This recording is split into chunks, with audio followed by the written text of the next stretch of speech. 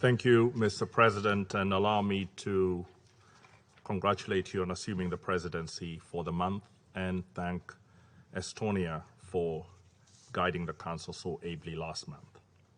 Mr. President, we make this statement united as the African 3+1, namely Kenya, Niger, St. Vincent and the Grenadines, and Tunisia. We are united in the protection of the peace and security of Africa and the interests of African peoples and states to be upheld in the Security Council. We take note of the briefing by USG Rosemary DiCarlo and Acting USG Ramesh, and we also welcome the participation of Ethiopia and thank them for their upcoming update to the Council on the developments since we last met about 2 weeks ago for an informal interactive dialogue. We have been pained by the suffering that has been experienced by our brothers and sisters in Ethiopia because each life matters and is sacrosanct. We send our condolences to all the families who have lost members to violence, including aid workers. We are outraged and saddened by the pain of all the women and girls who have suffered sexual violence. We condemn without reservation the targeting of unarmed civilians.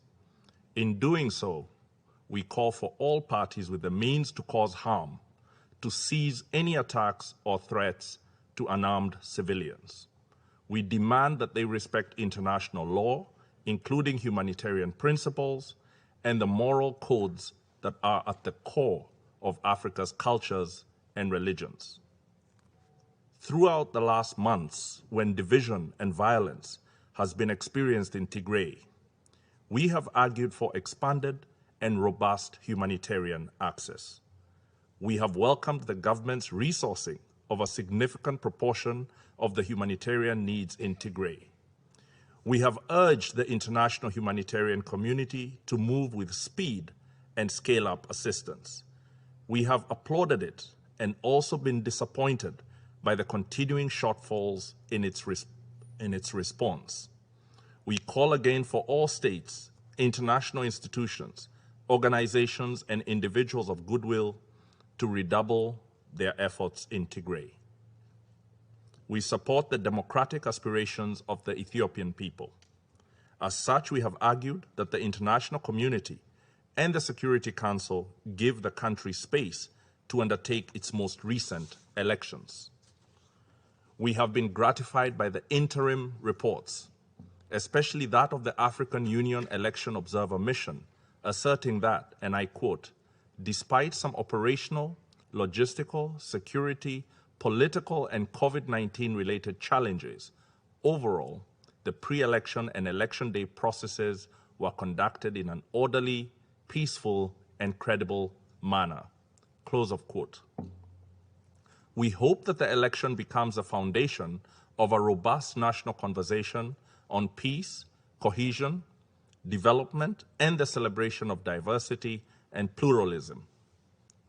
Today, the situation in Tigray remains of concern, but there are clear opportunities for peace to emerge. Behind closed doors, we have urged this Council to take careful and responsible actions that will encourage humanitarian outreach to suffering people and not to imperil the situation in Tigray. We again reiterate this strong and sincere call. We welcome the unilateral humanitarian ceasefire by the government of Ethiopia and stress that this Council and the international community should appreciate this decision by the government as an opportunity that must be capitalized on. We hope that it can be translated into a permanent, comprehensive, and lasting ceasefire in order to extend humanitarian care to every man, woman, and child who needs it in every part of Tigray. That ceasefire must be heeded and implemented. We are particularly concerned about the potential implications of the recent destruction of the bridge over the Tekezi River, connecting Shire and Gonda. It is indicative of a callous attitude to the needs of civilians in crisis, and that there are parties not observing a ceasefire.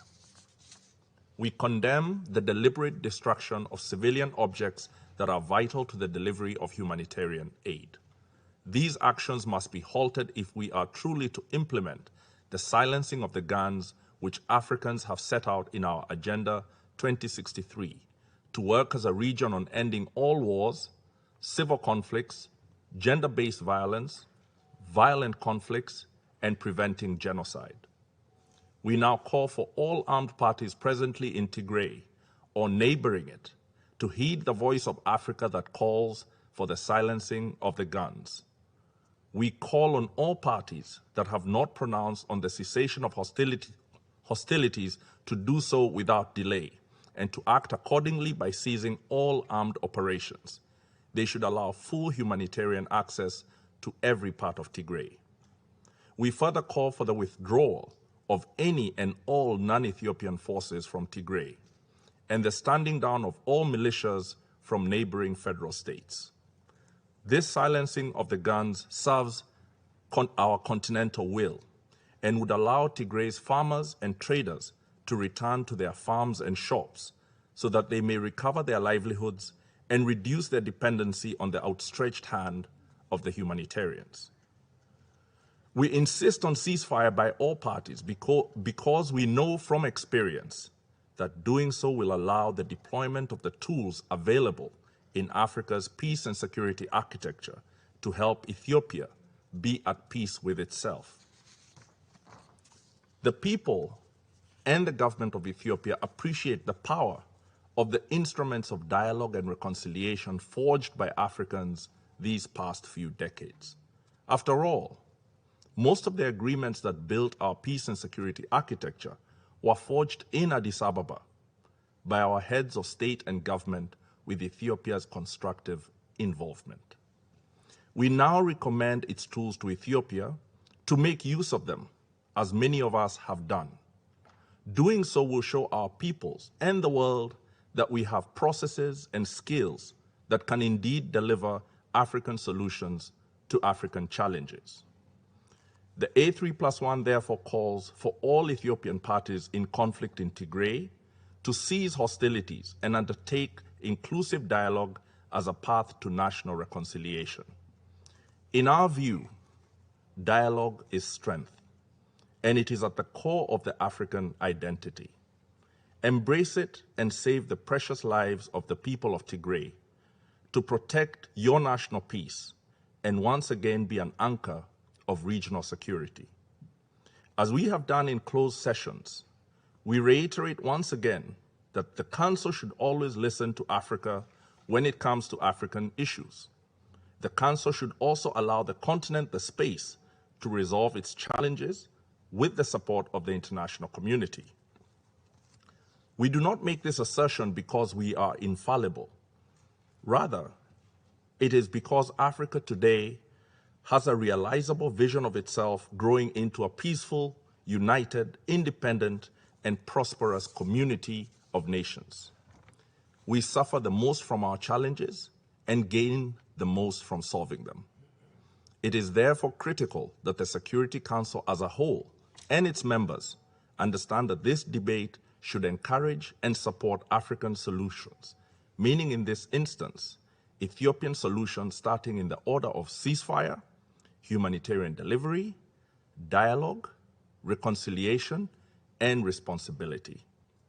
Among the tools Africa has built is the African Commission on Human and People's Rights.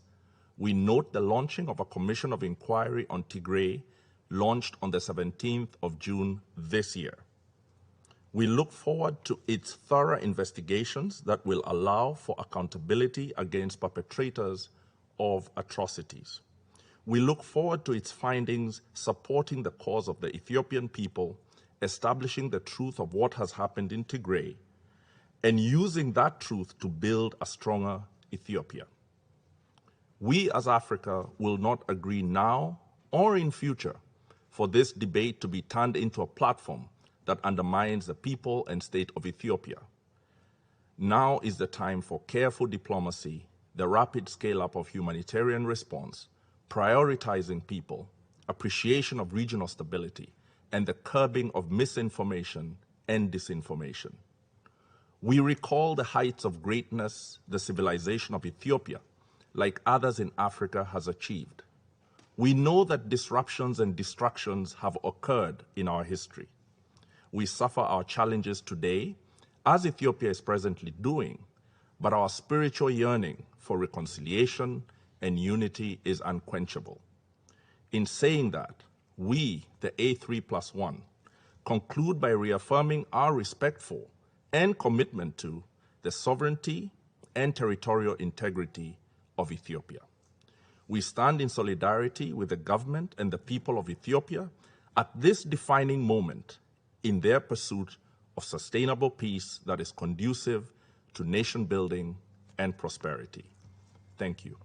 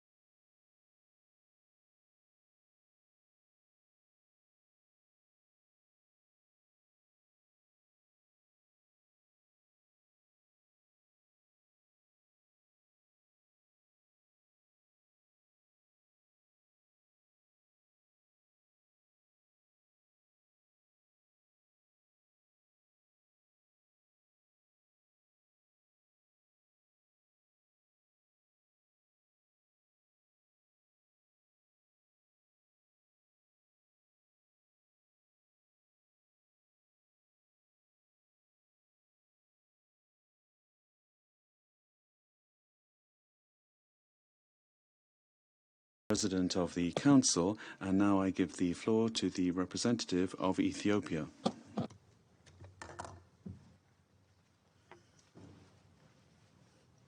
Mr. President, let me begin by congratulating you for assuming the presidency of the Security Council for the month. I assure you of my delegation's full support. Mr. President, my country, Ethiopia, is undergoing a significant transformation that requires delicate and context-driven handling of its domestic affairs. In our bilateral meetings with members of the Council and the informal dialogue we had last month, we have exchanged views and concerns, all of which the government of Ethiopia approached and acted upon in a constructive manner.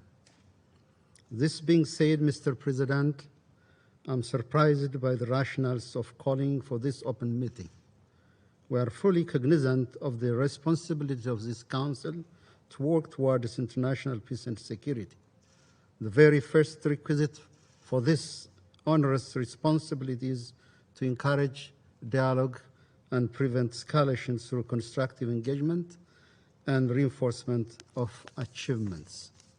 This meeting is called at a time when the government of Ethiopia took bold measures and political decisions to meet the needs and well-being of its people affected by the law enforcement operation in Tigray. This measure should have encouraged our friends to give support and de-escalate the unhelpful pressure. Equally, we wish to express our appreciation to all of you for recognizing our resolve for peace behind this difficult initiative we have taken. Mr. President, since the Council held the informal interactive dialogue on the humanitarian situation in Ethiopia, there are critical developments that deserve your recognition and constructive outlook.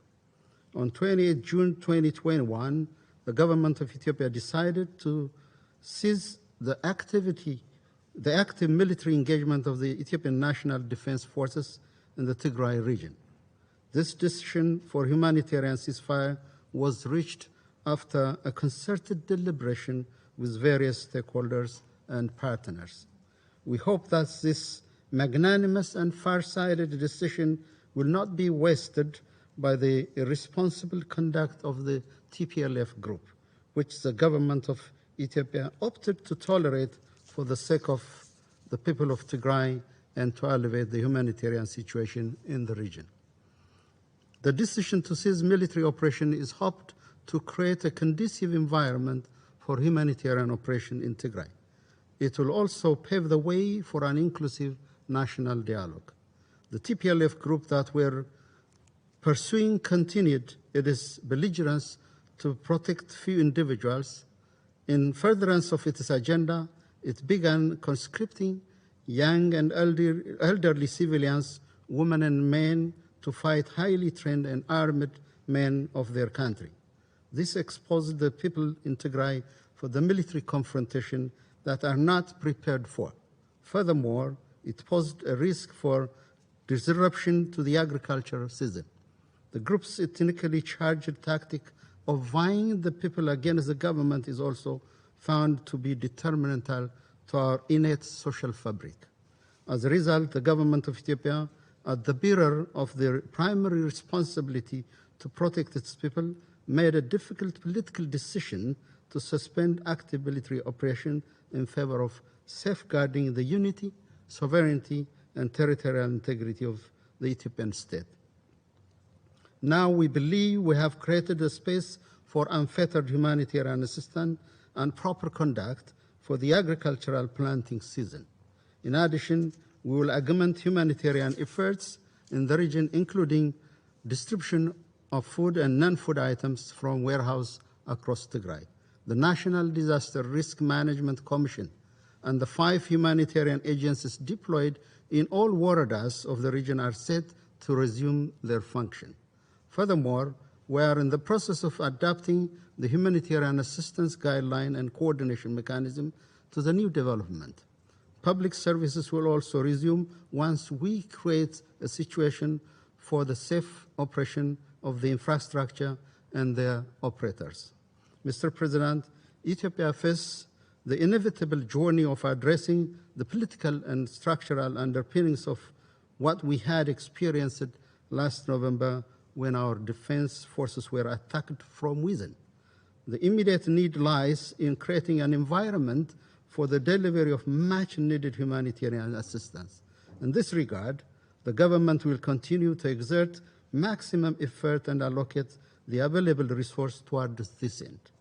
We welcome and appreciate the concern expressed by the Council members for our compatriots in Tigray who have regrettably sustained the burden of the impact of the law enforcement operation due to the cowardly tactics of the TPLF group.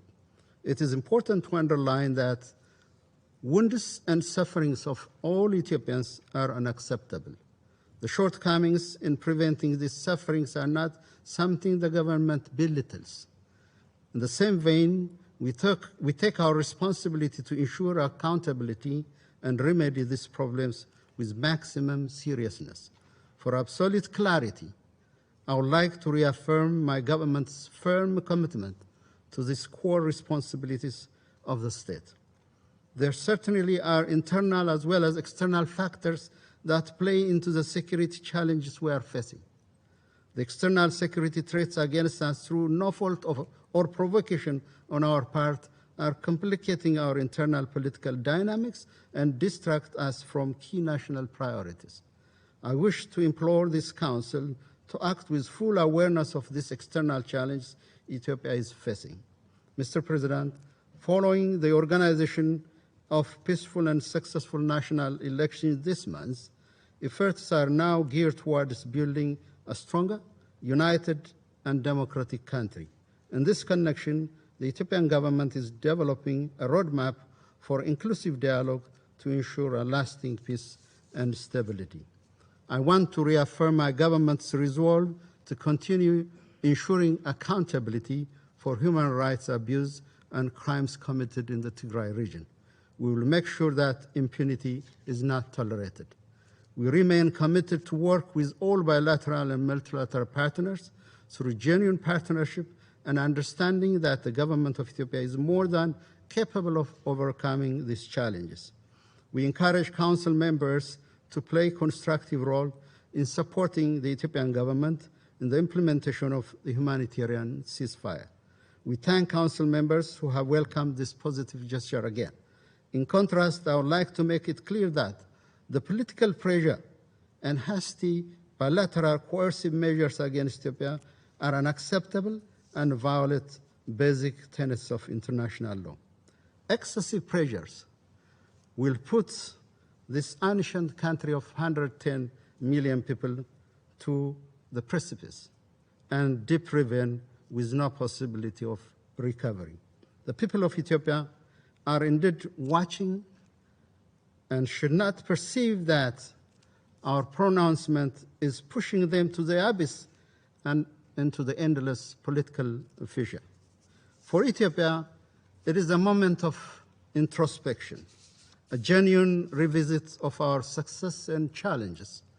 The main issue is how to heal our wounds.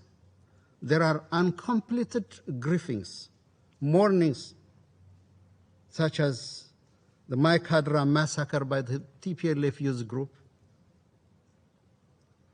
the suffering of the people of Wolkayet and Tagade, who have been evicted from their ancestral land over the last 30 years. So there needs to be proper closure. The political culture of impunity should have closure. We know that what exalts us as a nation is to overcome our own challenges.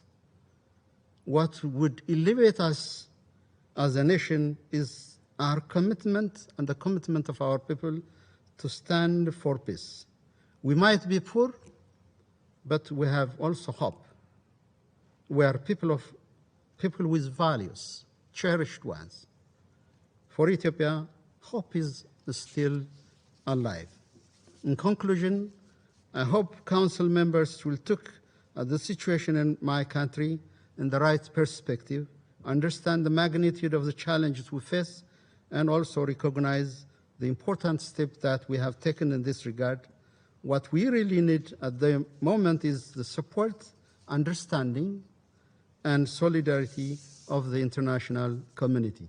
That's why I want to end by appealing to international partners and friends of our country to continue scaling up humanitarian support to meet humanitarian needs across Ethiopia. I thank Mr. President. Je remercie. I thank the representative of Ethiopia for his statement. There are no more names inscribed on the list of speakers. The meeting is adjourned.